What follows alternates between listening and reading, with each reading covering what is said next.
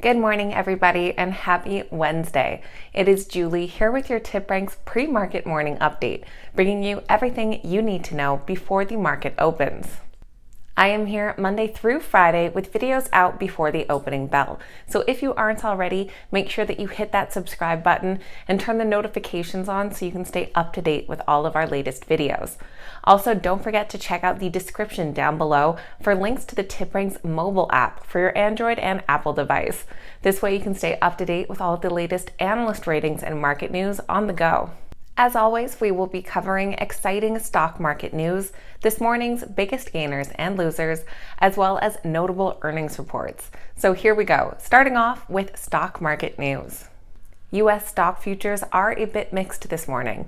Currently, Dow futures are up just 0.06%, S&P 500 up just 0.03%, and the Nasdaq futures are down 0.16%.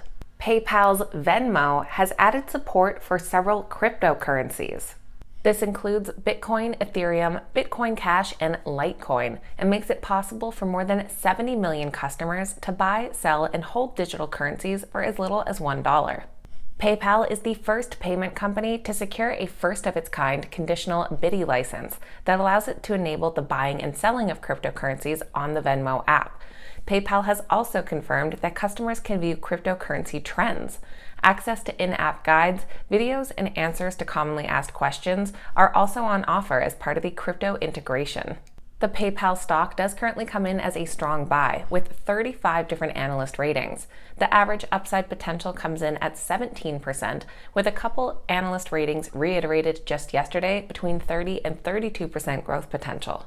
In further digital currency news, Facebook-backed Diem could launch this year.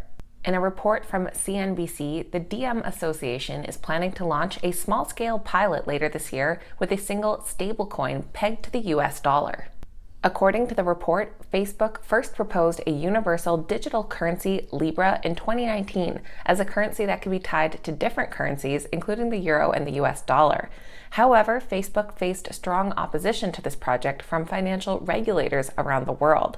As a result, the organization supervising the Libra project, currently known as Diem, lost its backers, including MasterCard and Visa.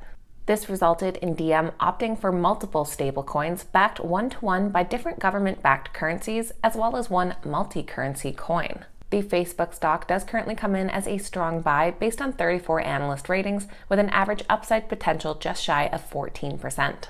Chinese electric car maker NIO is set to release their Q1 earnings report on April 29th. And despite the chip shortage, deliveries could double this year. One analyst notes that NIO grew its deliveries more than fivefold year over year in March to about 20,100 vehicles. And despite well-publicized and industry-wide supply problems with semiconductors needed for car production, the analyst believes that company sales are likely to remain strong through 2021. He forecasts deliveries of 87,000 EVs this year, 141,000 in 2022, and 223,000 in 2023. The NIO stock does currently come in as a moderate buy, with an average upside potential of over 68%. And Apple just unveiled some of their revamped products at their spring-loaded virtual event. This includes their revamped iPad Pros and iMacs. The new iPad Pros will come with an M1 chip designed by Apple that has an 8-core CPU design. The M1 chip will deliver 50% faster performance than the A12Z Bionic and 40% faster than GPU performance. Additionally, Apple introduced the AirTag, an elegant accessory that once attached to an item helps keep track of and finds things that generally get misplaced, like keys and handbags. The Apple stock does come in as a strong buy with an average upside potential over 15%.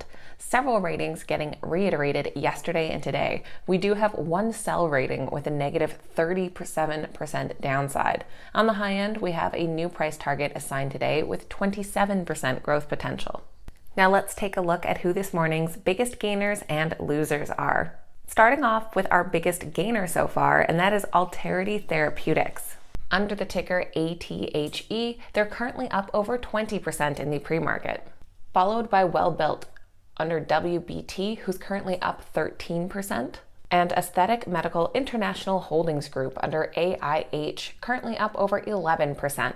Our biggest losers this morning include Innotiv, who under the ticker NOTV are currently down about 16%, as well as Digital Ally under DGLY, currently down 14%, and Lionsgate Entertainment Corp Class A under LGFA, who's currently down just shy of 10%. Now moving over to notable earnings reports. Starting off with Nasdaq. Their first quarter 2021 net revenues were $851 million, an increase of 21% from the prior year period. Net revenues reflected a $118 million or 17% positive impact from organic growth, an $18 million increase from the impact of favorable changes in FX rates, and a $14 million increase from the inclusion of revenues from acquisitions. Their first quarter diluted earnings per share of $1.78 increased 46% compared to $1.22 in the first quarter of 2020. The company also announced a 10% increase to their quarterly dividend. The Nasdaq stock does currently come in as a moderate buy with an average upside potential of just a couple percent. This morning, we've also seen Q1 results from Halliburton, who reported a first quarter net income of $170 million after reporting a loss in the same period a year earlier. The company had net income of 19 cents per share, which beat analyst estimates of 17 cents. The company also posted revenue of $3.45 billion in the period, also topping Wall Street forecasts of $3.37 billion. The Halliburton stock comes in as a moderate buy currently with 5 analyst ratings and an average upside potential of about 13%. Also this morning, we're expecting earnings reports from Verizon Communications and NextEra Energy. In the after hours, we'll be looking to hear from Kinder Morgan as well as Chipotle Mexican Grills. So that is everything for our Wednesday pre-market morning update, bringing you up to speed with what you need to know before the market opens. If you enjoyed today's video, please make sure you hit that thumbs up button and leave your thoughts in the comments down below. Thank you guys so much for watching. I hope you have a fantastic day, and we will see you back here next time.